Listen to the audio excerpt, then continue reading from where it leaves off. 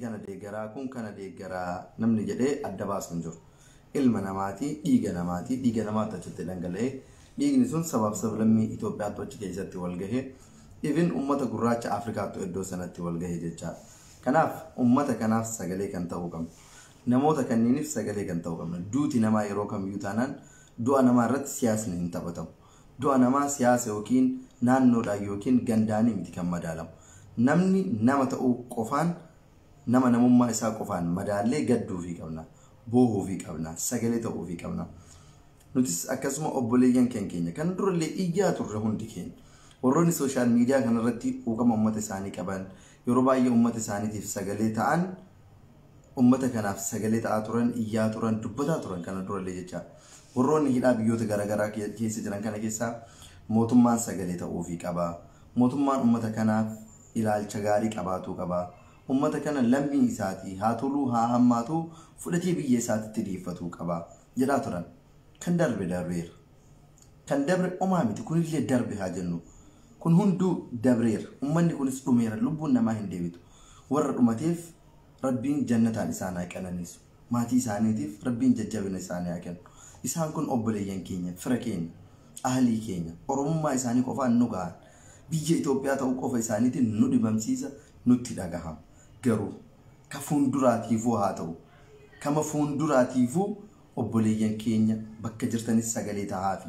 Waan dandeessaniin wal qarqaaraa, wal cinaa dhaabbadha. Uma dandeettaniin namni hundinuu keessattuu warroonni akka biyya Saudi Arabiyaa keessa jirtanii fi warroonni naannoo san keessa jirtanillee warroonni kallattii garaagaraatiin imbaasiilee garaagaraatiin dhiyaatanillee warroota darbee iyyuu fi boohuun fakkeessuu fi gangalatuun homa takka bu'aa takka nuu hin qabu. Kama lubbuun jiruyyuu akkam goonee dhaqqaban. Akkam goonee obboleeyyan keenya kana lubbuu isaanii baraaruu dandeenya. Ummanni Oromoo miiliyoona 50.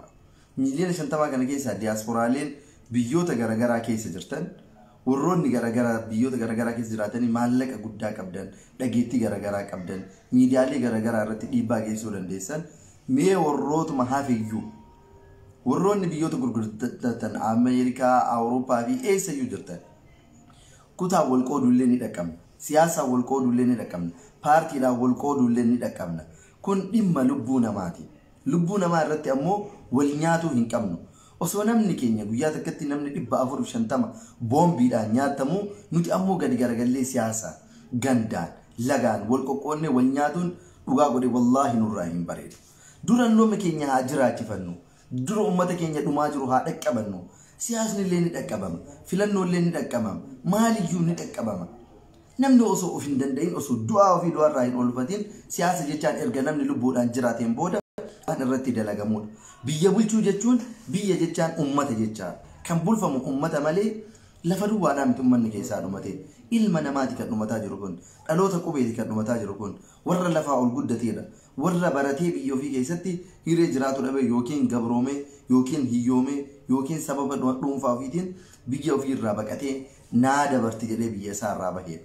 Kanaaf ummata keenya kanaa kan dabree jira kama dhufuuyyuu sagalee taanee walitti gurmoofnee biyyoota jirru keessaa walitti qabamnee akkam goonee isaan hafan lubbuu isaanii baraarannee gara biyya abbaa isaaniititti deebifatuu dandeenya. Waan jedhu irratti wal qooduu dhiisaa, wal nyaatuu dhiisaa, kutaa fi gandaan akka bineensaa walitti baatanii kama homaa hin hir'isne, kama homaa dabalullee hin dandeenye waliin fixinaa obboleeyyan keenya kanaaf tokko taanee dhaabbannee mootummaa kanatti ka firoomaan mootummatti dhiyaatu firoomaan dhaqee harka jala qabadhu obboleeyyan keenya nu baasi jedhaani. Kan sooshaal miidiyaa garaagaraa irra dhiibbaa geessuu dandeessu. Imbaasiilee garaagaraatiin dhiyaattee mootummaa kanarra dhiibbaa godhee uummata kana akka inni lubbuu isaanii kan hafe baraaruu danda'a jettu mootummaa irra dhiibbaa godhe. Ka anfira mootummaati deeggaraa mootummaati.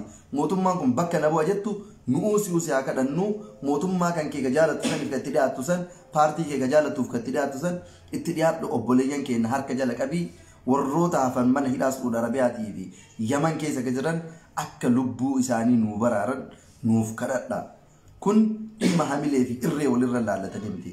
Dhimma osoo toltee mootummaa kanaa luka jalatti jiganii kadhatanii lubbuu obboleeyyan keenyaa hambifannudha. Akkuma gaafa sahaabtichi jechaadha.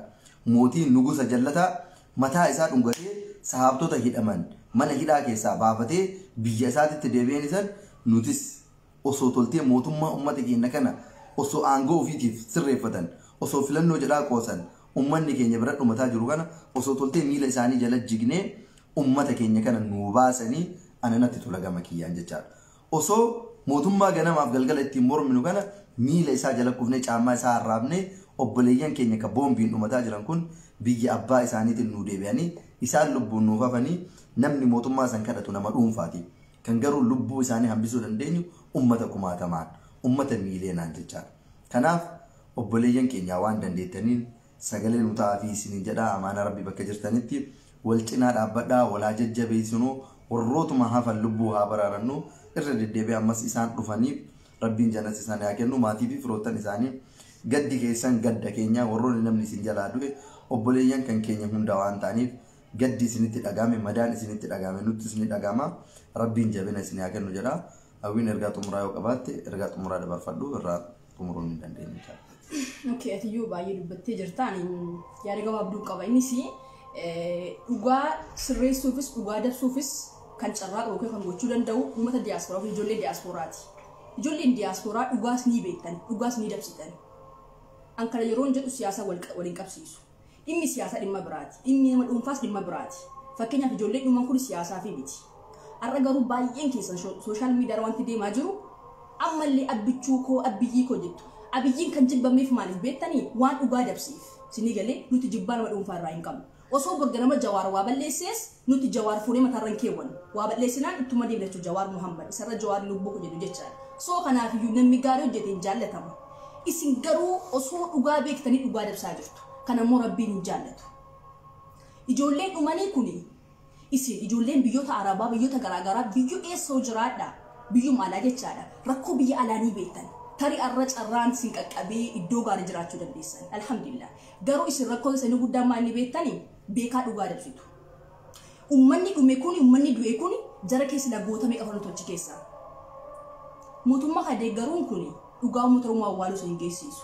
Afaan keenya dhigeessu afaan Oromoo. Nuti kan barbaadnu biyyoota feetan jiraadha. Dhugaa irra dhaabadhaati ammallee warroota mana hidhaatti afaan kana siyaasa hin qaqqabdan itti deebitan.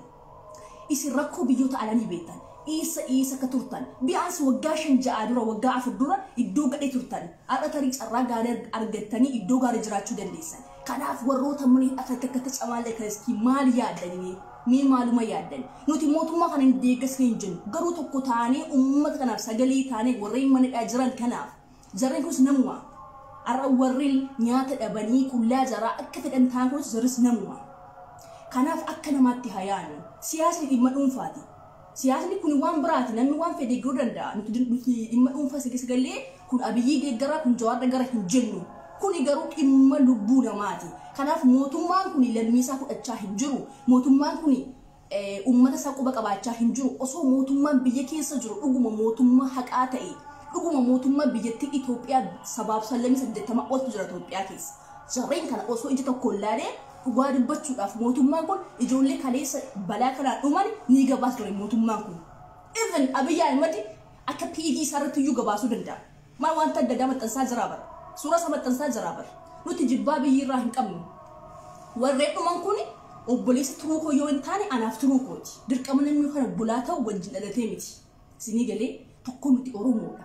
Achi keessa yoo wali kan Jawaariif boome qajjira. Kana biyyiif boome qajjira. Sinii galee nuti namummaa keenya ilaaluu qabna malee nama sana maalummaa isaa hin beeknu. Namni kamiyyuu du'aa walii hin hawwu.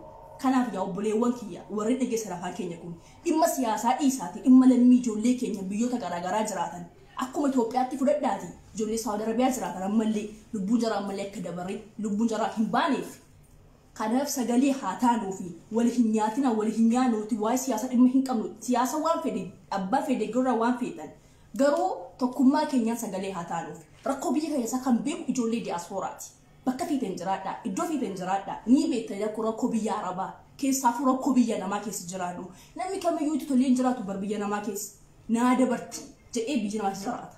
So kanaaf uummata keenya keessaa akka Itoophiyaatti uummata 450 ol du'e keessaa mootummaan kun erga hin gabaasne erga waan tokko hin maxxisne fuula sooshaal miidiyaa irratti mee mootummaa isin deeggartan kuni maali? Ani Jawaar Muhammad akka lubbuu kootii jaalladha. Osoo Jawaar Muhammad mootummaa ta'ee jiraate osoo inni ijoollee kana hin gabaasne mee Jawaar maal isa jaalladha reen maal isa deeggar bara abbaa kiyyaa miti bara fira kiyyaa miti Bar naman beeku miti Jawaar Mohaammed. Osoo yoo namni dhugaa hojjete nuti yoo duukaa dhaabbanna. Nama dhugaa dabse maal irraa